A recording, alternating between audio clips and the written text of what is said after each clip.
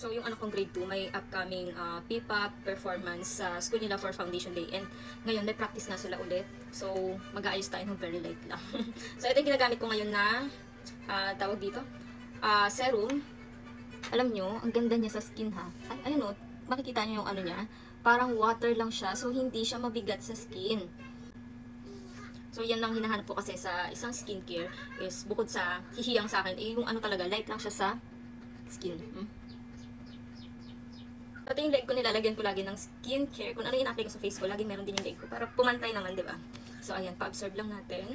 And, ang importante lang talaga na meron ako araw-araw is serum and sunscreen. So, ayan, kahit wala ng mga cream or what, basta dapat may serum ako. Parang, pag hindi kasi ako nakaka-apply ng serum sa face ko, ganyan, parang ang dry, parang pakiramdam ko bawat buka ng bibig ko, bawat kilos ko, parang nagka-crack yung skin ko. Ganun yung feeling ko. Ang dry talaga, kaya hindi talaga ako mabuhay nang walang serum. So, ayun, ito, 2 weeks ko palang gamit. Pero itong sunscreen nila, yung mga naka-follow sa akin or napanood na yung last na video ko, last year ko pa itong gamit. So, mauubos na naman, pakiramdam ko, bibili na naman talaga ako ng bago. Ingay, lakas ng hangin! So, ayan. Gustong gusto ko tong ano nila, sunscreen kasi, ano siya, tawag dito, tone up. Yan. Yan, kabilang side naman nalagyan natin. Baka mapadami na naman. Ayan, sinasabi ko na nga ba. So, ayan, tone up sunscreen siya. So, no need mo na magpaganda talaga ng husto. Kung katulad ko kayo ng mga mommies na hindi na talaga halos makapag-ayos. Ay, ano ba yan? May tiyanak na nakatingin dito sa akin sa baba. So, ayan, look yung difference. Ito yung may sunscreen, ito yung wala, ha. Ayan siya, oh. Tone up na talaga. No need nyo na magpaganda ng husto. Lalo na tayong mga nanay, wala talaga tayong oras sa mga ganyan. Yung iba meron naman. Pero ako kasi, walang oras mag-ayos ng husto. Apply lang tayo ng sunscreen pati sa leeg. Ayan, pati balikat.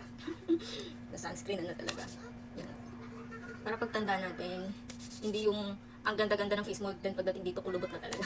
Idamay natin yung leeg sa mga, ano natin, kaartahan natin sa face. So, ayan, oh, may bata pa talagang sumabit. Ito yung buhay ng mga breastfeeding mom. Tapos, affiliate. Before ako mag-start kanina, naglagay na ako sa lips ko na itong Vaseline Lip Therapy. Ito, hindi ito nawawala sa akin lagi. And, ang on the go ko talaga na araw-araw kong gamit kapag lalabas ako is itong Dr. Sensitive. Ano lang to, gift sa akin ng sister-in-law ko. This is tinted lip oil. Ayan, oh, ganyan. Konti lang yung kailangan mo. So, ayan, madami na to para sa akin. Sobra. Then, pupunasan ko pa yan siya ng very light. Kasi, ayoko na masyadong makulay yung muso ko. Dati, mahilig pa ako maglagay sa cheeks ko rin nito. Kaso ngayon, di ko bet. Dito sa cheeks, pakita ko sa inyo kahit ano. Ayoko na mapulang cheeks ngayon. Ayan, oh. Ayan, oh. Pwede din siya sa cheeks. Maganda yung mga ganito kasi on the go mo na yan. Yan, very light lang kailangan mo. Ayan, konting-konti lang talaga. Ayan. So, ayan siya pag nilagay nyo sa cheeks nyo. By the way guys, hindi ako naligo ngayon. Nag-half bath lang ako. Kasi naligo naman ako kagabi bago matulog. So, ang next naligo ko mamayang gabi na pag uwi namin ng anak ko galing sa practice nila ng kanilang dance. So, ngayon, maglalagay na lang ako nito Dove Peptide Band Repair. So, ngayon kasi, parang minimaintain ko na dapat pati yung buhok mo, may hair care siya. Hindi lang skincare, body care, dapat may hair care din tayo. Minsan nga yung iba nagtatanong na rin kung ano yung shampoo ko, conditioner, or kung may keratin ba ginagamit. Kasi, ayan yung buhok ko, parang ang healthy daw tignan. By the way, yun yung ginawa nila sa hair ko nung may collaboration ako last October, Protein Straight Band, ayan. So, gumanda siya, tumuwid yung buhok ko, pero alam natin yan na kahit anong paggawa mo sa buhok mo, once na hindi mo inaalagaan, hindi yan magiging healthy looking, di ba? So, yung iba dyan nga, 1 week lang, 1 month lang, wala na, back to normal na yung hair nila, or tuwid pa rin yung buhok nila, pero kitang-kita mo yung dryness ng hair nila na mukhang alambre na talaga. So, dapat ang buhok natin ay meron din hair care. So, etong Dove, ayan, shake lang natin yan para mag-mix sila, kasi nakita nyo naman kanina, magkahiwala yung, ano ba yun, parang oil ba yun, tapos yung ano niya. So, mix lang natin, and spray lang, ganyan. Ay, kilikili ko, hindi pa ako nag-shave. So, ayan, spray lang. Alam niyo ba, once na gumamit ka nito, hindi mo na kailangan mag-perfume. Kasi napaka-bang. As in, ito palang perfume na, yung tipong maghawi ka ng buhok mo, head turner ka talaga. Ayan, huwag natin masyadong sayamin. Ay, sumobra pa.